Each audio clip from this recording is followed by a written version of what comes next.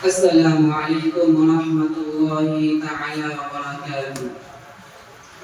الحمد لله وحده، الصلاة والسلام على من لا نبي بعد. أما بعد، أعوذ بالله من الشيطان الرجيم.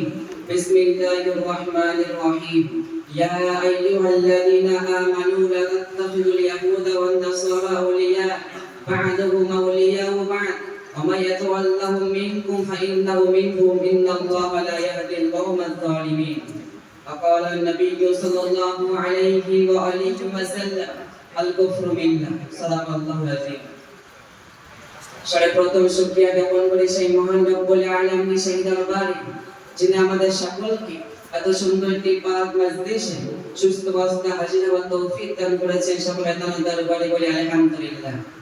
তারপরে অনন্ত আহমদ মুস্তাফা মুহাম্মদ মুস্তাফা যিনি টাঙ্গাই মাহলে আসমান গর্ববোধ করে, যিনি বসলে ধরণী আনন্দ উপলব্ধি বোধ করে, যিনি হাসলে জান্নাত সৌন্দর্য লাভ করে, যিনি কাঁদলে জাহান্নাম ভয় করে, কানানি করে দরুদ সালাম বর্ষিত সর্বোচ্চ আওয়াজে বলি সাল্লাল্লাহু আলাইহি ওয়া আলিহি ওয়াসাল্লাম।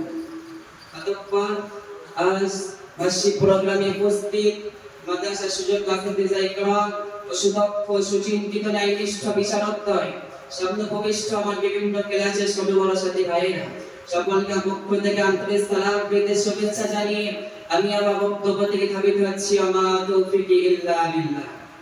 বন্ধুগণ, আমি যে তথ্য নিয়ে দণ্ডায়মান হয়েছিলাম, মূল বিষয়বস্তু হলো ইসলামের সভ্যতা বনাম পশ্চিমা সভ্যতা। এ সম্পর্কে আলোকপাত করতে গেলে সর্বপ্রথম আমাদের জানা দরকার যে ইসলামের সভ্যতা কি, ইসলামের সভ্যতা আমাদের কি শিক্ষা দিয়েছে। ইসলামের নিয়ম নীতি অনুযায়ী জীবন যাপন পরিচালনা করার নাম হলো ইসলামের সভ্যতা।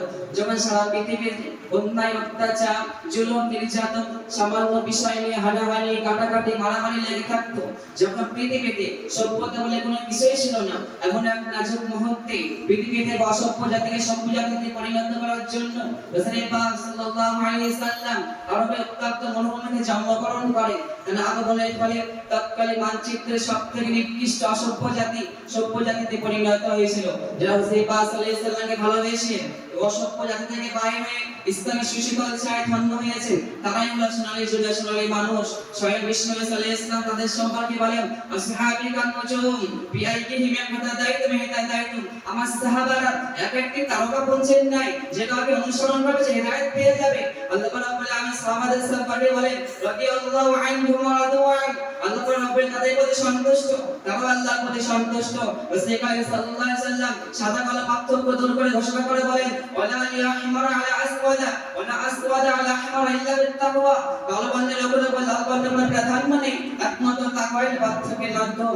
শ্রদ্ধেয় শ্রোতা মণ্ডলী, ইসলামের সভ্যতা আমাদের শিক্ষা দিয়েছে সমাজের বুকে চুরি করা, ডাকাতি করা, মানুষের সম্পদকে লুণ্ঠন করে নিয়ে যাওয়া, জিনা করা, ব্যভিচার করা, অন্যায় অত্যাচার করা, এই সমস্ত কর্মকাণ্ড থেকে ইসলামী সভ্যতা আমাদের নিষিদ্ধ করেছে। কিন্তু বর্তমান সময়ে এই জিনা করা, এই ব্যভিচার করা, অন্যায় অত্যাচার করা, এই সমস্ত ঘটনা বর্তমান সময়ে আরো এগিয়েছে। এই সমস্ত ঘটনা আমাদের জাগরণকে শিওরে রাখে। আর সমাজে মাঝে এমন জঘন্য ঘটনা ঘটে, যে সমস্ত ঘটনা জাহিলিয়াতের যুগে ইতিহাসকে হারিয়ে বানিয়ে দেয়।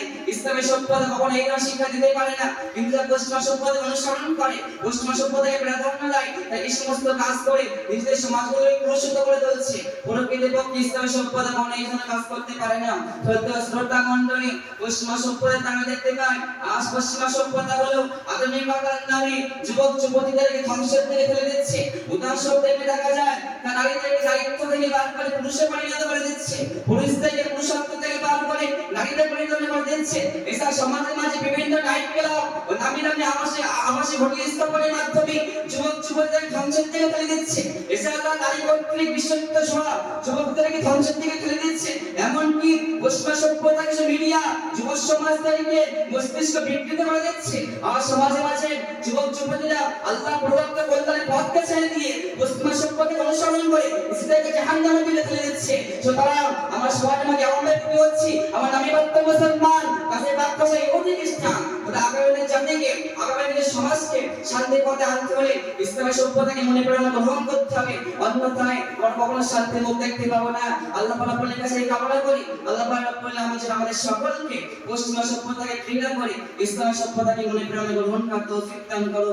এই বলে আমি আঞ্জুমান ইসলামকে সকলকে আরেকবার ধন্যবাদ জানিয়ে আমি আমার বক্তব্য এখানে শেষ করছি। আলহামদুলিল্লাহ রাব্বিল আলামিন। আসসালামু আলাইকুম ওয়া রাহমাতুল্লাহ।